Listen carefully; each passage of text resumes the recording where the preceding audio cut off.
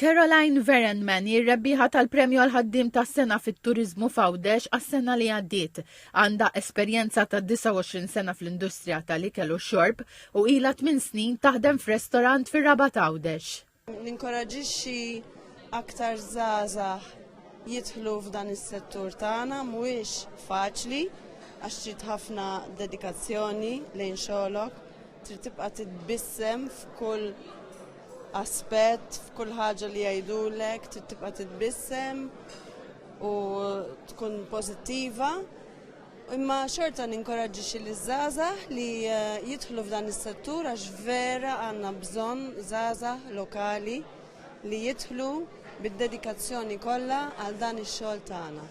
Premijiet oħra li nataw kienu l-Gozo Tourism Entrepreneurship Award 2024, il-Gozo Business Niche Tourism Award u l-Gozo Cultural Business Niche Achievement Award. Il-Kunsill tal-Assoċjazzjoni tat-Turizmu f'Għawdex taw ukoll il-premju għal kisbiet tul il-ħajja fit-turizmu, il-premju għal rikonoxximent speċjali fit-turizmu u l-premju għall-impenn fit-turizmu. Il-Kap Eżekuttiv tal-Assoċjazzjoni Awċija tat-Turizmu Joe Muscat tkellem fuq il-ħsieb wara l-Gozo Tourism Awards.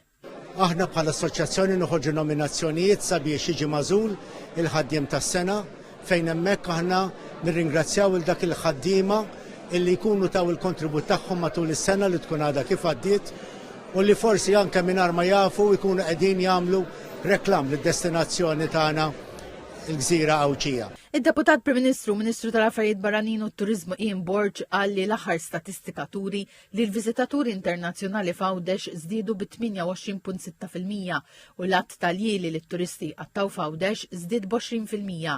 Il-Ministru għal Għawdex Clint Camilleri qal li d-dedikazzjoni kontinwa u l-isforz kollettiv imexxu l-industrija tat-turizmu l-qudiem f'Għawdex u enfasizza rwol kritiku li għandhom l-operaturi u l-ħaddiema li permezz tal-prodott, is-servizz u l-esperjenza awtentika Awċija li joffru jikkontribwixxu biex il-Gżira tissaħħaħ bħala destinazzjoni ewlenija fil-Mediterran.